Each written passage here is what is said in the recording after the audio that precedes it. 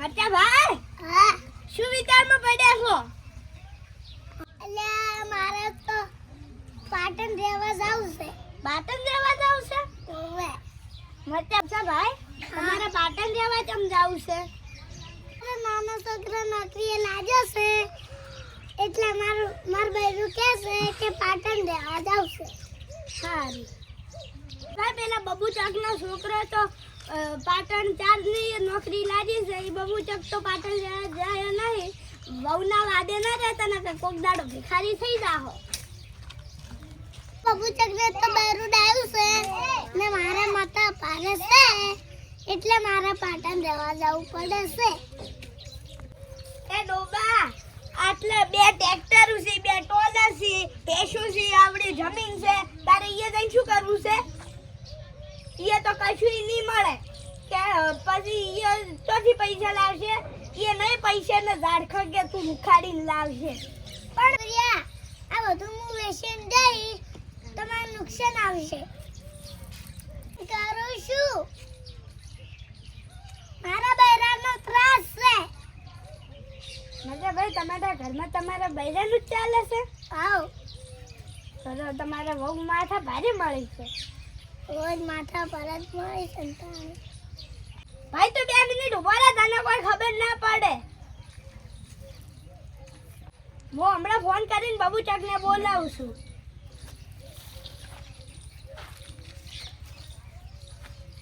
Hello બબુચક, એની મરચો બધું વેચી અને પાટણ રહેવા જતો રહેશે તો પછી હોય બધું વેચશે તો એ પાટણ જઈને શું કરશે?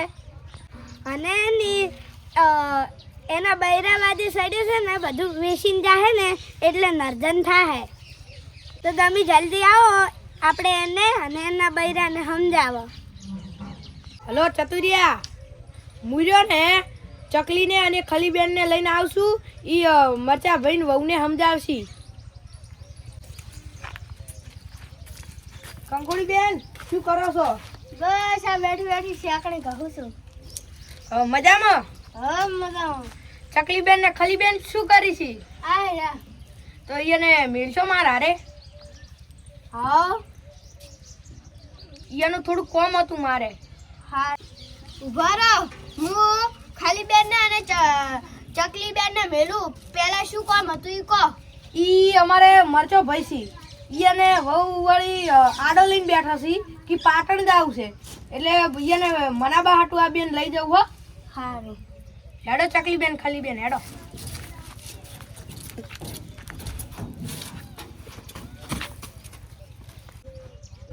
ચકલી બેન ખલી બેન જોઈને હેડજો પાવ પડતા ની ચોય.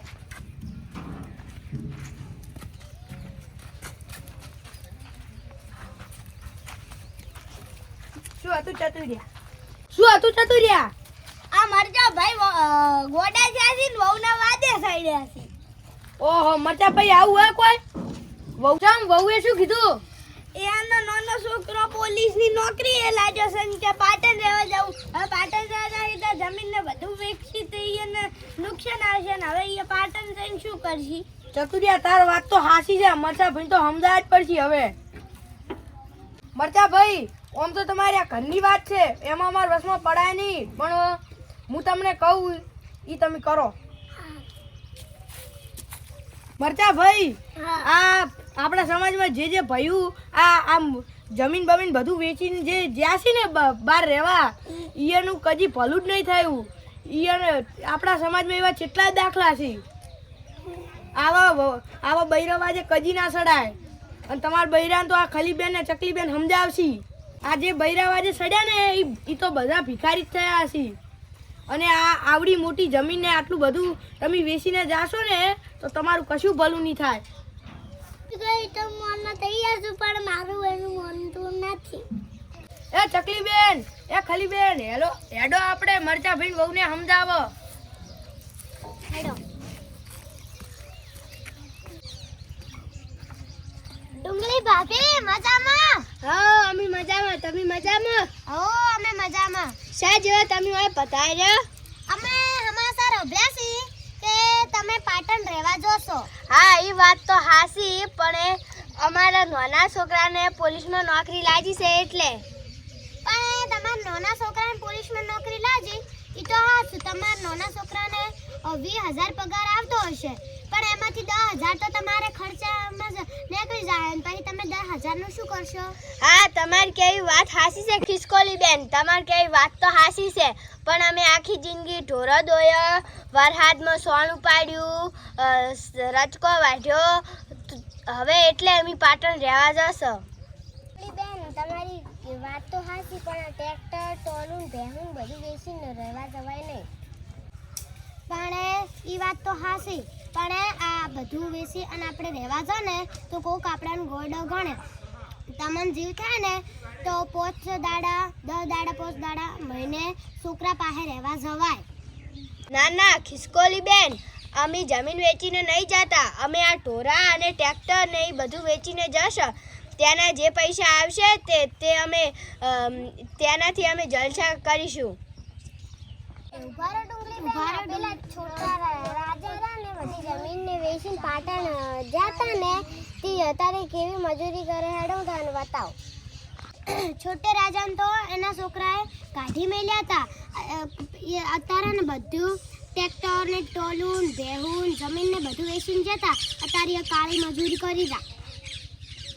હું તમને બતાવું.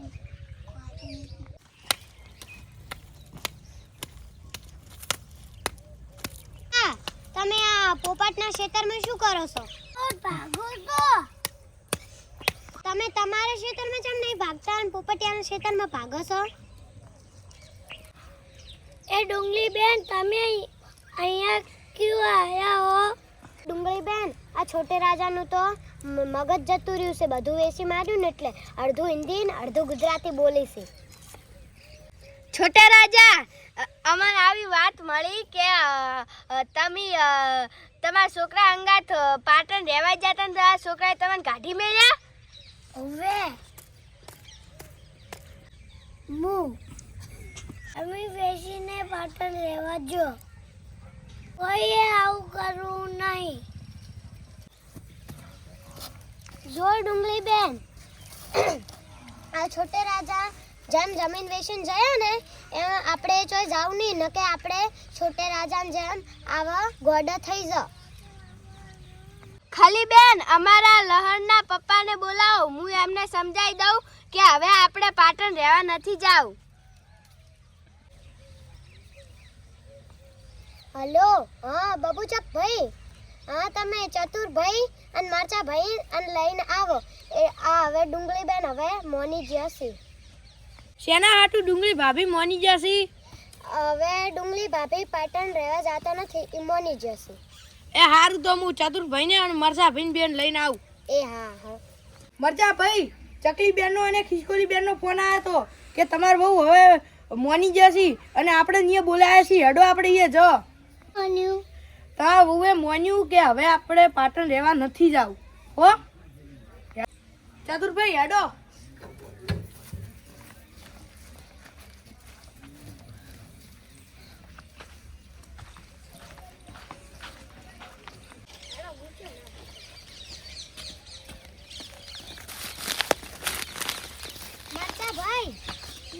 ડુંગળી ભાભી હવે પાટણ જવા નહીં. ડુંગળી ભાભી હવે મોની જશે. એણે કીધું કે હવે અમારે પાટણ રહેવા જવું નહીં. તમે બધા સાઈડમાં જતા રહો, મારા બહુને માર કેવું છે.